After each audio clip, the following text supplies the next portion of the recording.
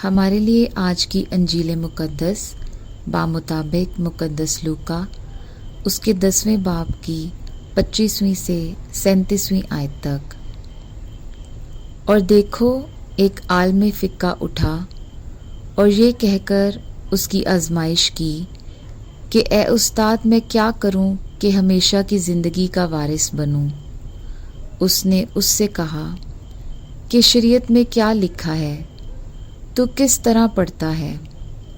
اس نے جواب میں کہا، تو خداوند اپنے خدا کو اپنے سارے دل سے اور اپنی ساری جان سے اور اپنی ساری طاقت سے اور اپنی ساری عقل سے اور اپنے ہمسائے کو اپنی مانند پیار کر۔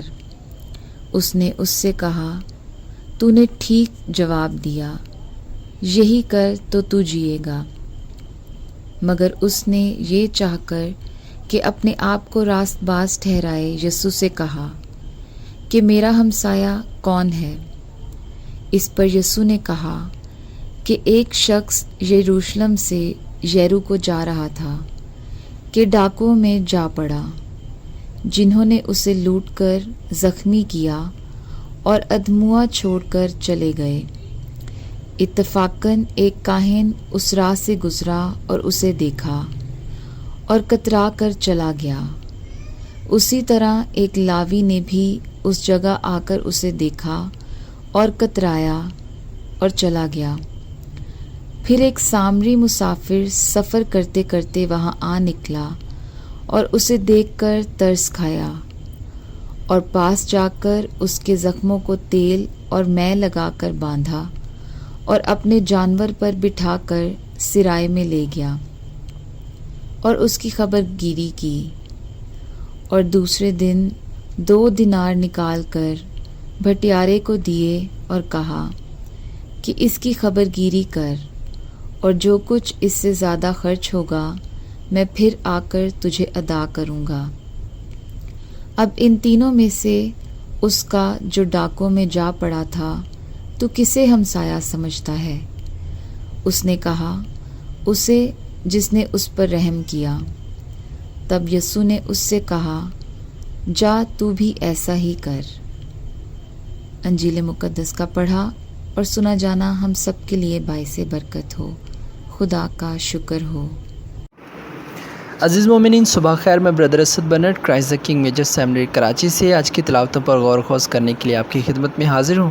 آج کی پہلی تلاوت میں ہم دیکھتے ہیں کہ رسول خداوند یسوع مسیح کے آسمان پر اٹھائے جانے کا تجربہ کرنے کے بعد یروشلم واپس آتے ہیں اور بالا خانہ میں جمع ہوتے ہیں تاکہ دعا کر سکیں۔ یہ اجتماعی دعا کا عمل ایک مثبت عمل ہے جو کہ ابتدائی کلیسیا کے خدا پر انحصار کو ظاہر کرتا ہے، کیونکہ وہ پینتیکوست کے موقع پر روح القدس کے نزول کے لیے تیاری کرتے ہیں۔ خاص طور پر یہودا اور اس کی جگہ متھیاس کا انتخاب ہمیں یاد دلاتا ہے کہ کلیسیا کا مشن یہ ہے کہ مسیح کے کام کو ہمیشہ جاری و ساری رکھا جائے، یہاں تک کہ نقصان اور غیر یقینی کے لمحات میں بھی کلیسیا کا مشن رکتا نہیں ہے۔ آج کی پہلی تلاوت ہمیں تبدیلیوں یعنی ٹرانسفرز کو مثبت طریقے سے اپنی زندگیوں میں قبول کرنے اور ان کو خدا کی مرضی جان کر اپنی زندگی کو آگے بڑھانے کی ہمت دیتی ہے۔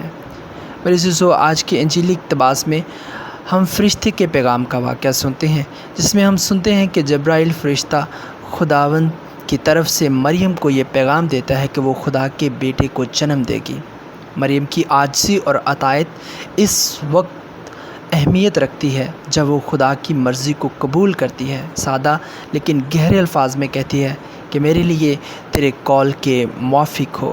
مقدسہ مریم کے یہ تاریخی الفاظ ہمیں یاد دلاتے ہیں کہ خدا کے حکم کے سامنے ہاں کہنا کس قدر طاقت کا باعث ہوتا ہے، اور خدا پھر ہمیں بے شمار برکات اور فضائل سے بھی نوازتا ہے، یہاں تک کہ جب ہمیں کچھ سمجھ نہ رہا ہو وہی ہماری مدد کرتا ہے۔ مقدسہ مریم کی ہاں دراصل نجات کے دروازے کی ایک کنجی تھی، جس نے ہمارے لیے نجات دہندہ کو اس زمین پر آنے کا جو وسیلہ بنتی ہے۔